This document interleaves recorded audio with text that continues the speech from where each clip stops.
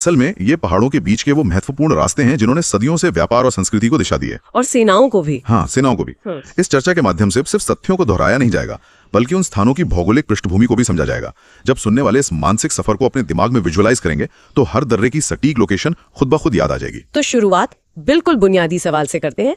पहाड़ों के बीच से गुजरने वाले जो प्राकृतिक रास्ते होते हैं उन्हें दर्रा, पास या कई जगह घाट कहा जाता है। हम घाट भी कहते हैं पश्चिमी भारत में। हाँ, और उत्तर भारत या तिब्बत के क्षेत्रों की तरफ जाएं तो स्थानीय भाषा में इन्हें ला भी कहा जाता है।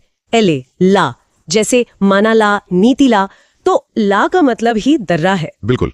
लेकिन सवाल ये है कि ये दर्रे बनते कैसे हैं और इनका मुख्य काम क्या है? अगर इसके निर्माण की बात करें तो लाखों सालों में नदियों के बहाव, ग्लेशियरों के खिसकने या टेक्टोनिक प्लेट्स की गतिविधियों के कारण विशाल पहाड़ों के बीच जो संकरे कटान बन जाते हैं ना, वही दर्रे कहलाते हैं। मतलब ये पूरी तरह प्राकृतिक होते हैं। हाँ, प्राकृतिक होते हैं। यहाँ सबसे दिलचस्प बात यह है कि इनका मुख्य काम बहुत सीधा है। ये किसी स्थान 1 यानी पॉइंट 1 को पहाड़ के दूसरी तरफ मौजूद स्थान 2 यानी पॉइंट 2 से जोड़ते हैं। प्राचीन काल में ये बेहद दुर्गम होते थे, लेकिन आज के समय में यातायात और राष्ट्रीय सुरक्षा को ध्यान में रखते हुए सेना और सीमा सड़क संगठन, जिसे हम BRO कहते हैं, किसी भी दर्रे को याद रखने के लिए उसकी लोकेशन और वो किन 2 स्थानों को जोड़ता है, ये समझना बहुत जरूरी है। तो चलिए बिना देर किए अपने इस दिमागी सफर की शुरुआत करते हैं। सबसे पहले चलते हैं भारत के बिल्कुल उत्तर में जम्मू कश्मीर और लद्दाख के रोमांचक सफर पर।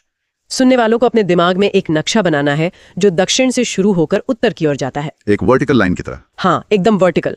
सफर की शुरुआत जम्मू से होती है। जम्मू से ऊपर श्रीनगर, श्रीनगर से और ऊपर कारगिल, कारगिल से दाईं ओर लेह और लेह से एकदम ऊपर नुब्रा वैली। ये एक सीधा क्रम है। अब अगर जम्मू से श्रीनगर जाना हो तो रास्ते में बनिहाल पास आता है। इसी क्षेत्र में पीर पंजाल भी स्थित है। ये रास्ता ऐतिहासिक रूप से कितना महत्वपूर्ण रहा है। बनिहाल पास का जिक्र आते ही अक्सर लगता है कि ये सिर्फ एक पहाड़ी सड़क है, लेकिन इसका महत्व इससे कहीं ज्यादा है। सर्दियों के मौसम में जब इस पूरे इलाके में भारी बर्फबारी होती थी तो कश्मीर घाटी का संपर्क शेष भारत से पूरी तरह कट जाता था। मतलब कोई आ जा नहीं सकता था। बिल्कुल नहीं, महीनों तक। इसी समस्या को हल करने के लिए पीर पंजाल के पहाड़ों में इंजीनियरिंग का एक अद्भुत काम किया गया। सुरंगों का निर्माण हुआ, जैसे जवाहर सुरंग और बाद में नई रेलवे टनल। अरे वाह! इन सुरंगों ने बनिहाल दर्रे के नीचे से एक ऐसा रास्ता दिया जिसने कश्मीर को पूरे 12 महीने भारत के बाकी हिस्सों से जोड़े रखा। ये सिर्फ एक दर्रा नहीं बल्कि एक लाइफलाइन है। ये वाकई दिलचस्प है कि एक दर्रा कैसे किसी पूरी आबादी के लिए जीवन रेखा बन सकता है। खैर, अब जम्मू से श्रीनगर पहुंच गए। श्रीनगर से अगर कारगिल की ओर बढ़ना हो तो जोजिला दर्रा मिलता है। जोजिला। और अगर कारगिल से उत्तर की तरफ यानी गिलगिट की ओर जाना हो तो बुर्जिला दर्रा आता है।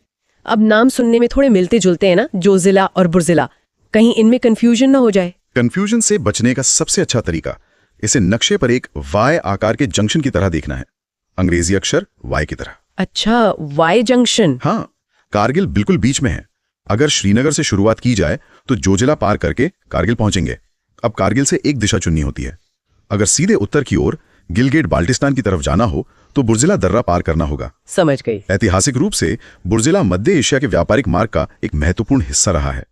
तो जोजिला घाटी से लद्दाख क्षेत्र में लाता है और बुर्जिला और भी ऊंचे क्षेत्रों की ओर ले जाता है। शानदार। अब कारगिल से आगे लेह और उसके आसपास के रास्तों की बात करते हैं। इतने सारे नाम याद रखना मुश्किल हो सकता है, लेकिन सोर्स मटेरियल में इसके लिए कुछ बहुत ही मजेदार ट्रिक्स दी गई हैं। हाँ, वे ट्रिक्स बहुत काम की हैं। जैसे कारगिल से लेह जाने वाले रास्ते पे फोटोला दर्रा है, और अगर कारगिल से नीचे दक्षिण की तरफ कश्मीर घाटी की ओर आना हो तो वहां पेंसिला है।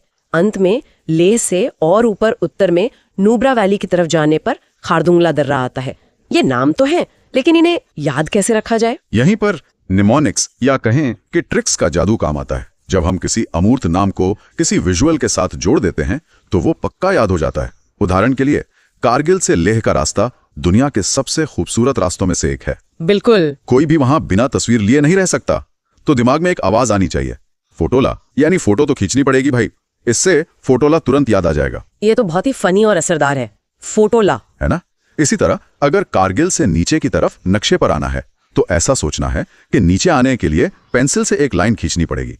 इससे पेंसिला याद हो जाएगा। मतलब नीचे आना है तो पेंसिल से लाइन खींचो, पेंसिला। बिल्कुल। ये ट्रिक्स सुनने में भले ही मजाकिया लगे, लेकिन परीक्षाओं के भारी दबाव में यही छोटे छोटे किस्से सबसे पहले याद आते हैं। और रही बात खारदुंगला की, तो लेह से नुब्रा वैली तक जाने वाला ये रास्ता एडवेंचर प्रेमियों और बाइकर्स के बीच बहुत मशहूर है। हाँ, बाइकर्स का तो ये फेवरेट स्पॉट है। अब राज्य के अंदर के रास्तों से थोड़ा बाहर निकलते हैं और भारत की रणनीतिक सीमाओं की बात करते हैं, स्ट्रेटेजिक बॉर्डर्स। हाँ, सोर्स मटेरियल में ट्राई जंक्शन के पास स्थित कुछ दर्रों का जिक्र है। थोड़ा रुकिए, इस ट्राई जंक्शन शब्द का मतलब उन पॉइंट से है जहां 3 अलग-अलग देशों की सीमाएं एक ही जगह पर आकर मिलती हैं, सही? जी हाँ, बिल्कुल सही। जब भारत के बिल्कुल उत्तरी सिरे की बात होती है, जहां गिलगिट बाल्टिस्तान का क्षेत्र है, वहां भारत, चीन और अफगानिस्तान की सीमाएं एक दूसरे के बहुत करीब आती हैं। अच्छा, इसी रणनीतिक ट्राई जंक्शन के पास 3 प्रमुख दर्रे स्थित हैं। इन्हें याद रखने के लिए सोर्स मटेरियल में एक बहुत आसान मैक ट्रिक दी गई है, MAC, मैक। Mac trick. हाँ, M से मिंट का, A से अघिल और C से काराकोरम। वैसे काराकोरम की स्पेलिंग K से शुरू होती है, लेकिन ट्रिक के लिए C मान लेते हैं, तो मैक बन गया, मिंट का, अघिल और काराकोरम। ये तो बढ़िया फंडा है, MAC। इसके अलावा भारत और चीन यानी तिब्बत की सीमा पर विशेष रूप से लद्दाख क्षेत्र में कुछ और दर्रे हैं जिन्हें LCI ट्रिक से याद किया जा सकता है। L से लानकला, C से छांगला और I से इमिसला। ये सभी सीमावर्ती दर्रे कूटनीतिक और सैन्य दृष्टि से बेहद संवेदनशील हैं। और जब बात सैन्य दृष्टि और लद्दाख की हो रही है तो यहाँ करंट अफेयर्स का तड़का लगाना भी बनता है। जो लोग खबरों पर नजर रखते हैं उन्हें पता होगा कि लद्दाख रीजन में दुनिया के कुछ सबसे ऊंचे मोटरेबल दर्रे मौजूद हैं।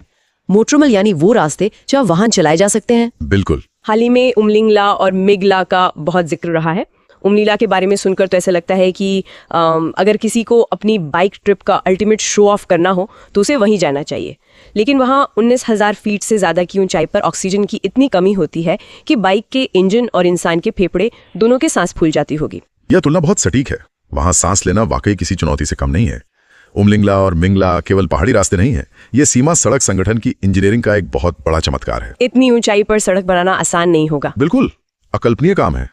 इतनी भयानक ऊंचाई, जमा देने वाली ठंड और कम ऑक्सीजन के बावजूद वहां पक्की सड़क बनाना बहुत मुश्किल है। इसका सामरिक महत्व यह है कि ये सड़कें भारतीय सेना को सीमावर्ती इलाकों में तेजी से रसद पहुंचाने में मदद करती हैं। इसलिए भूगोल को केवल किताबों तक सीमित नहीं रखना चाहिए। जब भूगोल को इन करंट अफेयर्स के साथ जोड़कर देखा जाता है तो विषय की प्रासंगिकता बहुत अधिक बढ़ जाती है। सही कहा। लद्दाख की इन बर्फीली ऊंचाइयों से उतरकर अब हम अपनी रोड ट्रिप को थोड़ा नीचे देवभूमि हिमाचल प्रदेश की तरफ मोड़ते हैं। हिमाचल की सुंदरता तो जग जाहिर है, लेकिन यहाँ का भूगोल भी बहुत कुछ कहता है। बिल्कुल कहता है। यहाँ का मुख्य सफर मनाली से लेह तक का है। मनाली से ऊपर की ओर जाते ही सबसे पहले आता है रोहतांग पास। यह वही जगह है जहाँ विश्व प्रसिद्ध अटल टनल स्थित है। इस टनल ने मनाली और लाहौल स्पीति घाटी के बीच की दूरी को काफी कम कर दिया है। बहुत समय बचता है अब। हाँ, और रोहतांग पास से और ऊपर जाने पर मिलता है बड़ा लाचाला। इस दर्रे की क्या खासियत है? बड़ा लाचाला के साथ एक बहुत ही रोचक तथ्य जुड़ा हुआ है। ये एक ऐसा बिंदु है जो अक्सर कई प्रतियोगी परीक्षाओं में गहराई से पूछा जाता है। नदियों से जुड़ा हुआ है क्या? बिल्कुल। अगर हम इसे नदी प्रणाली की बड़ी तस्वीर से जोड़ें तो बड़ा लाचाला सिर्फ एक रास्ता नहीं है, बल्कि यह वह जगह है जिसके पास से चिनाब नदी का उद्गम होता है। अच्छा, चिनाब नदी। असल में 2 छोटी नदियां हैं, चंद्रा और भागा। ये दोनों इसी दर्रे के क्षेत्र के आसपास से निकलती हैं और आगे जाकर आपस में मिल जाती हैं, जिसके बाद इन्हें चिनाब नदी कहा जाता है। इसलिए बड़ा लाचाला को सीधे चिनाब नदी के साथ जोड़कर याद रखना चाहिए। ये तो बहुत ही शानदार तरीका है। दर्रे के साथ नदी भी याद हो गई।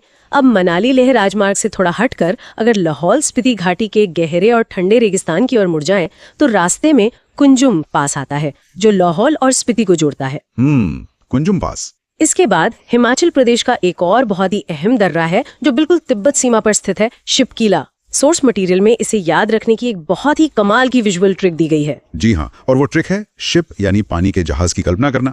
अब जहाज कहाँ चलता है? जाहिर है पानी में ही चलेगा। बिल्कुल। और यहाँ पानी का मतलब एक विशाल नदी से है, और वो नदी है सतलज।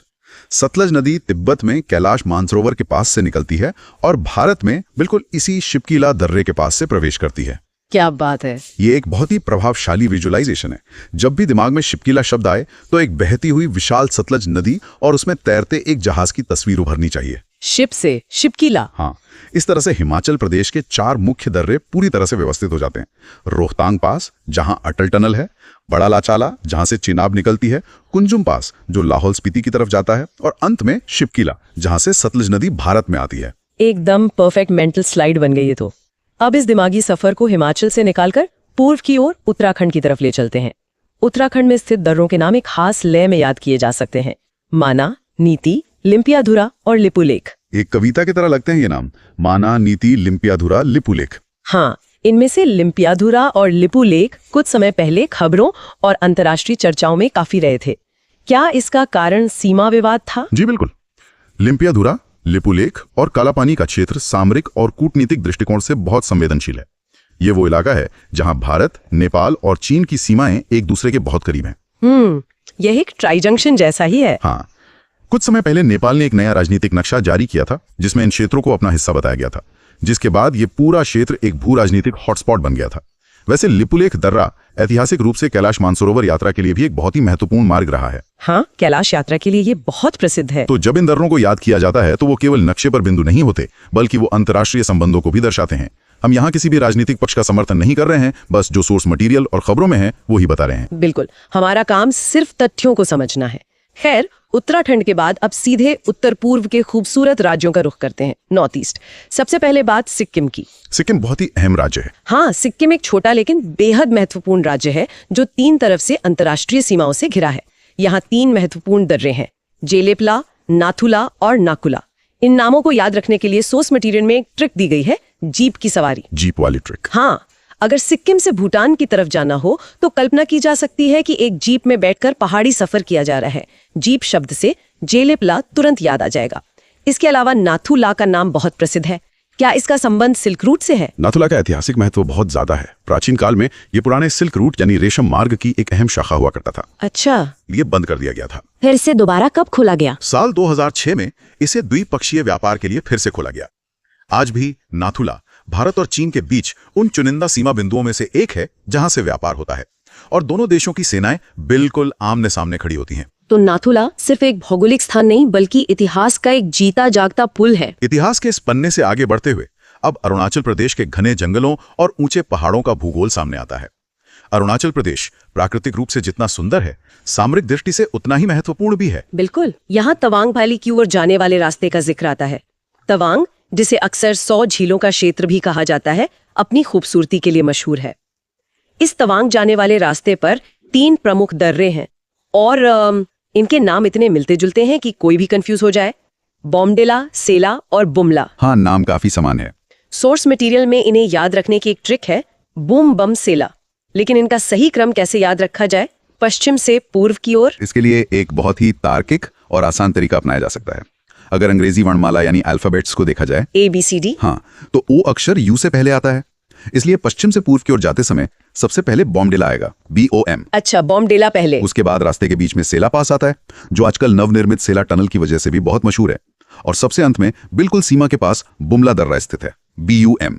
बॉम्डेला, सेला और बुमला, इस तरह वर्णमाला के क्रम से यह कंफ्यूजन हमेशा के लिए खत्म हो जाता है। ये बहुत ही शानदार और लॉजिकल तरीका है, ओ पहले यूं बाद में। अब जब अरुणाचल प्रदेश की बात हो रही है और नदियों का जिक्र न हो, ऐसा तो हो ही नहीं सकता। बिल्कुल नहीं हो सकता। भारत की सबसे विशाल और शक्तिशाली नदियों में से एक ब्रह्मपुत्र नदी है। सवाल ये है कि तिब्बत के पठार से बहती हुई ये विशाल नदी भारत में किस जगह से और किस दर्रे के पास से प्रवेश करती है? हाँ, ये तो प्रतियोगी परीक्षाओं का सबसे पसंदीदा सवालों में से एक है। तिब्बत में इस नदी को यरलंग तांगपो के नाम से जाना जाता है। यरलंग टांगपो। हाँ, जब ये नदी हिमालय के सबसे पूर्वी शिखर नामचा बरवा पर्वत के पास पहुंचती है तो ये एक यूटर्न लेती है और एक गहरे गॉर्ज या खड्ड का निर्माण करते हुए योंग्याब दर्रे से भारत के अरुणाचल प्रदेश में प्रवेश करती है। मतलब योंग्याब दर्रा? बिल्कुल। यहाँ इसे सियांग या दिहांग कहा जाता है, जो बाद में असम घाटी में पहुंचकर ब्रह्मपुत्र बन जाती है। तो योंग्याब दर्रा और ब्रह्मपुत्र नदी का प्रवेश दोनों एक दूसरे के पर्याय हैं। क्या बात है। इसके अलावा अरुणाचल प्रदेश के बिल्कुल पूर्वी छोर पर एक और दर्रा है जिसका नाम दीफू पास है। ये भारत, चीन और म्यांमार की सीमाओं के करीब स्थित है। योंग्याब और दीफू पास को समझने के बाद इस उत्तर पूर्वी सफर के आखिरी पड़ाव पर चलते हैं, जो है मणिपुर। अगर मणिपुर की राजधानी इम्फाल से पड़ोसी देश म्यांमार की ओर सड़क मार्ग से जाना हो तो कौन सा दर्रा पार करना होगा? मणिपुर से म्यांमार की ओर जाने के लिए तजू दर्रे से होकर गुजरना पड़ता है। तजू दर्रा? हाँ, ये दर्रा भारत की एक्ट ईस्ट पॉलिसी के तहत बहुत महत्वपूर्ण है, क्योंकि म्यांमार भारत के लिए दक्षिण पूर्वी एशिया का प्रवेश द्वार माना जाता है। और इसी तजू दर्रे के साथ ही जम्मू कश्मीर के बनिहाल से शुरू हुआ ये पूरे भारत का दिमागी सफर, या कहें कि ये रोड ट्रिप यहाँ पूरी होती है। वाकई ये एक अद्भुत सफर रहा।